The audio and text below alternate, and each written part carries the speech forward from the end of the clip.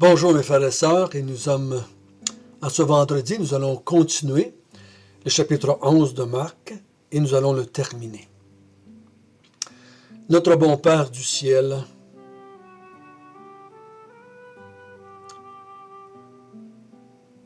c'est fantastique de voir que ta parole ne laisse aucun doute. Le royaume que tu voulais établir n'était pas un royaume politique ou physique, mais un royaume spirituel. Ô Seigneur, garde-nous. Garde-nous de penser que ta maison de prière est là pour nous, mais elle est là pour toi, pour ta gloire, pour ton œuvre, pour ton royaume. Ô notre Dieu, tu règnes sur nous en Jésus-Christ, par Jésus-Christ, qui est le roi de l'Église, le Seigneur de l'Église, la tête de l'Église. Ô notre cœur, notre âme que tu as régénérée, désire ardemment que tu conduises ton peuple, afin que tu sois glorifié. Au nom de Jésus. Amen. Nous sommes dans la dernière semaine. On est mercredi. Et Jésus a été identifié par Timée comme étant le fils de David. Ensuite ça, Jésus a initié son couronnement par les gens du peuple.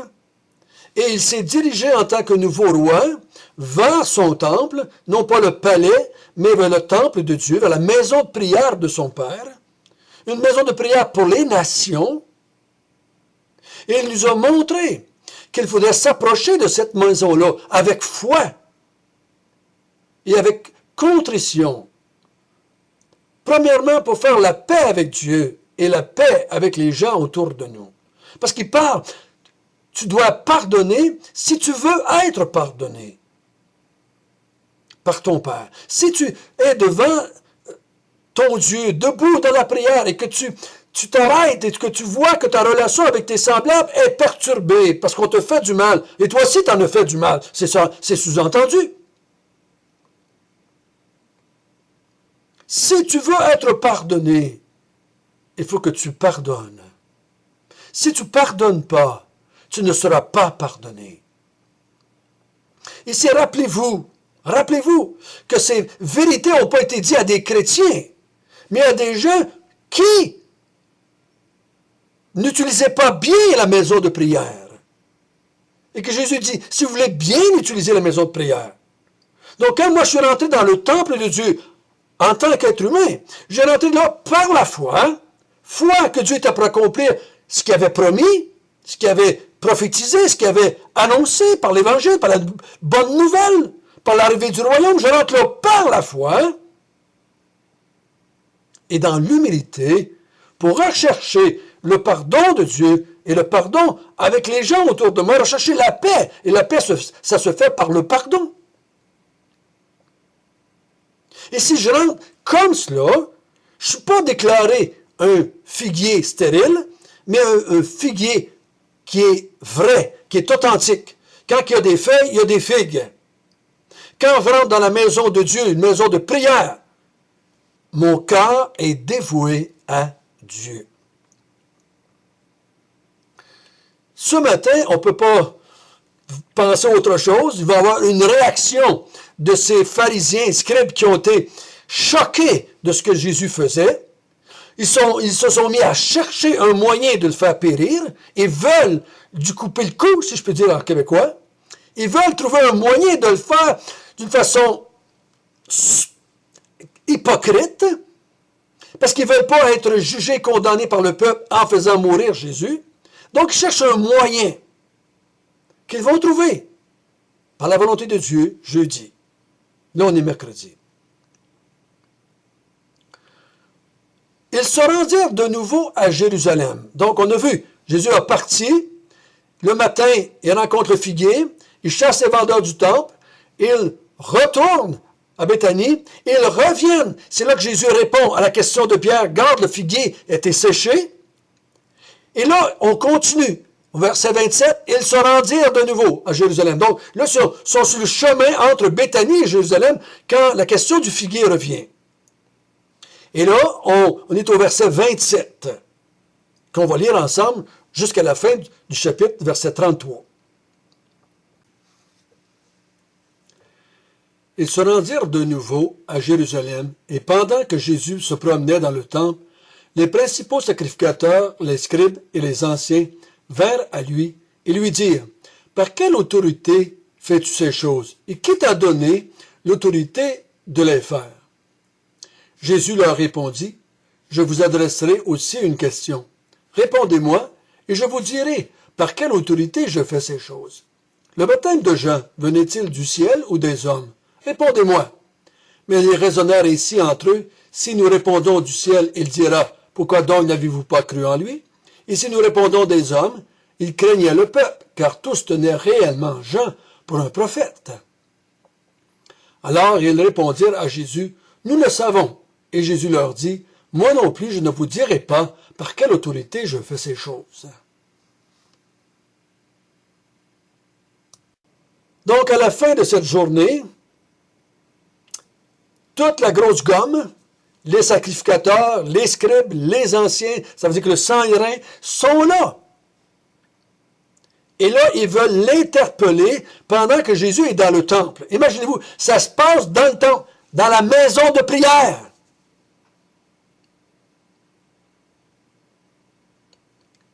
C'est là que ça se passe. Toute cette hypocrisie, cette manigance, cette façon d'agir pour faire mourir Jésus. Ça se passe dans la maison de prière. Pas pour rien que Jésus a fait son fouet. Vous savez, c'est pas pour rien. C'était une grosse mascarade, ce qui se passait dans le temple de Dieu. Une grosse mascarade. Donc, il s'approche de lui, puis il lui pose la question. Par quelle autorité fais-tu ces choses? Qui t'a donné l'autorité de faire ces choses? De quoi parle-t-il? De quelles choses? D'avoir rentré dans Jérusalem en étant couronné par le peuple? Je crois que oui, ça comprend cela. Et l'autre, d'avoir rentré dans le temple et d'avoir fait le ménage. D'avoir chassé les vendeurs du temple. D'avoir chassé les échangeurs de monnaie. D'avoir chassé tous les animaux qui étaient là. Et toute cette mascarade de caverne de voleurs. Il dit, qui t'a donné l'autorité pour faire cela? En bon québécois, mais pour qui tu te prends pour faire une chose pareille? De quel droit as-tu pour faire cela? Ben, ils ont raison de poser la question. Ils ont raison jusqu'à un certain point. Jésus n'est pas un roi reconnu par le peuple, par les autorités du peuple, du moins. Il n'est pas non plus un grand prêtre. Hein? Il n'a pas été nommé comme garde ou chef de la police juive. Qui es-tu? Pour qui tu te prends pour faire une telle chose? Donc Jésus, comme c'est souvent s'accoutumer, il ne répond pas directement, pose une question en place. C'était pas juste lui, c'était une forme de pédagogie au temps de Jésus. On enseignait en posant des questions. Jésus leur répondit, « Je vous adresserai une question. Je vais vous poser une question, et si vous me répondez à ma question, je vais vous répondre à la vôtre. » Ils disent, « OK. Le baptême de Jean venait-il du ciel ou des hommes? Répondez-moi. » Le ministère de Jean, ou le baptême de Jean, la prédication de Jean, le fait que Jean était là et que pendant 1 an avant la venue, 6 mois avant la venue de Jésus, il a fait, mettons, son enseignement, son ministère pendant 1 an, est-ce que ça venait de Dieu, du ciel, ou si ça venait des hommes? Répondez-moi. Si vous me répondez, je vous réponds, moi aussi, à votre question. Et là, ils se mettent à manigancer entre eux. Ouh, il dit, on est pognés, là. Il nous a coincés. Si on répond d'une place, on se fait avoir. Puis si on répond d'une autre façon, on se fait avoir encore. Donc, on se fait avoir ces deux bords si on répond. Donc, si on dit que ça venait du ciel, Jésus va dire, mais pourquoi est-ce que vous n'avez pas cru en lui? Parce qu'ils l'avouent de leur propre bouche ici. Pourquoi n'avez-vous pas cru en lui? Parce qu'ils n'ont pas cru en Jean-Baptiste. Donc, s'ils n'ont pas cru à Jean-Baptiste, ça nous dit clairement, facilement, qu'ils ne croiront pas à Jésus non plus. Mais si on dit des hommes, là, on doit craindre la foule. D'un bord ou de l'autre, on est coincé. Parce que dit, la foule aimait Jean. La foule pensait que Jean était un prophète de Dieu. Donc, il dit, on est bien mieux de se la former. Ils répondent quoi? Nous ne savons. On ne sait pas. C'est un mensonge. On ne sait pas. Ils savaient. Eux autres croyaient que Jean, ça ne venait pas de Dieu. Ils ne croyaient pas que ça venait de Dieu. Parce que si ça venait de Dieu, ils auraient cru. Si ça venait de Dieu, puis qu'ils pensaient que ça venait de Dieu, puis qu'ils ont rejeté Jean, puis qu'ils se sont éloignés de Jean, et qui ont parlé contre Jean, et qui finalement ont fait mourir Jean. Mais là, ils sont en contradiction ouverte contre Dieu. Parce que s'ils disent que ça vient de Dieu, si Jean vient de Dieu, automatiquement, ils vont savoir qui lui a donné l'autorité. Ils vont savoir par quelle autorité il fait ces choses. Ils vont le savoir. Si Jean, qui est le précurseur de Jésus, Jean qui a annoncé Jésus, Jean qui a pointé le doigt vers « c'est lui l'agneau de Dieu », Jean qui a dit que c'était lui qui était celui qui devait venir, qui n'était pas digne de délier ses sandales. Jean pointait vers Jésus. Et si Jean venait du ciel, celui que Jean pointait venait du ciel aussi. Jean venait du ciel, automatiquement, Jésus vient du ciel. Si Jésus vient du ciel, ils ont la réponse à leur question. Qui t'a donné l'autorité? Le ciel. Le ciel m'a donné l'autorité. Comme le ciel avait donné l'autorité à Jean. Jean est envoyé par Dieu pour annoncer l'arrivée du royaume, pour annoncer que le Messie était arrivé, parce qu'il est, Jean l'a dit, il est là parmi vous. C'est lui qui doit venir. Il y en a un qui m'a devancé, qui est venu après moi, mais qui était là avant moi, qui est là parmi vous. Donc, il savait, Jean avait pointé l'arrivée du Messie. Et Jean appelait les gens à se repentir, parce que le royaume de Dieu était proche. Mais ils n'y ont pas cru. Donc, c'est pour ça qu'ils ne savent pas par quelle autorité il fait ces choses. Parce que Jésus a l'autorité, parce que hier, on a vu le peuple chanter « Hosanna, fils de David, Hosanna, celui qui est envoyé par le Seigneur, notre Dieu. » L'autorité vient de Dieu. Et l'autorité vient qu'il est le fils de David. S'il est le fils de David et qu'il est le roi d'Israël, il a le droit. Il a le droit d'intervenir. Le roi d'Israël spirituel. Donc, lui étant le roi spirituel, étant le roi du royaume de Dieu, peut rentrer dans la maison de prière et faire ce qu'il a fait. Par descendance, si je peux dire de même, étant le fils de David annoncé. Il a toute l'autorité de le faire. Puis l'autorité qui vient de Dieu de le faire. S'ils avaient accepté Jean-Baptiste, qu'il avait reconnu comme étant un envoyé de Dieu, un prophète de Dieu, il n'aurait pas posé la question. Il aurait reconnu son autorité. Et il se serait soumis à son autorité. Mais ils ont rejeté Jean, donc ils rejettent aussi Jésus. Donc Jésus leur dit, je ne vous dirai pas non plus de qui je tiens mon autorité. Je ne vous le dirai pas. Ça veut dire quoi, ça? Il les garde dans le ténèbre. Il les garde sous le jugement de Dieu. Il dit, vous ne voulez pas? Vous ne voulez pas vous repentir? Vous n'avez pas voulu croire en Jean? Qu'il venait du ciel? Pas qu'il était un incarné, là, mais que son autorité venait du ciel. Donc, il dit, je ne vous dirai pas moi non plus par quelle autorité je fais les choses. Et automatiquement, il les garde dans les ténèbres. Et donc, il les garde sous la condamnation de Dieu. Vous vous souvenez, ils ont péché au chapitre 4, je pense, ou 5, là, dans ce coin-là, 3 peut-être. Je pense que c'est 3.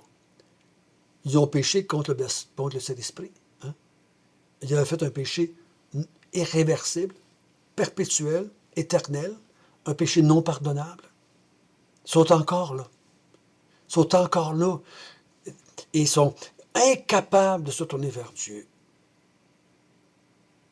Et Jésus ne leur donne pas la vérité, encore une fois de plus. Il dit, ben, je vais vous répondre, je vais vous dire, je vais vous expliquer, comprenez, puis ci, puis ça. Non, il ne leur donne pas le signe qu'ils voulaient avoir, génération incrédule, race incrédule. Il ne leur donne pas le signe qu'ils ont demandé l'autre jour, vous vous souvenez? Il ne répond pas à leurs questions ici.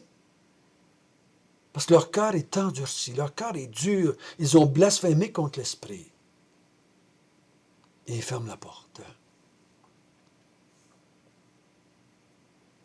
Jésus a toute l'autorité en tant que fils de David, envoyé de Dieu, né de Marie et né du Saint-Esprit. Il a toute l'autorité qu'il a besoin.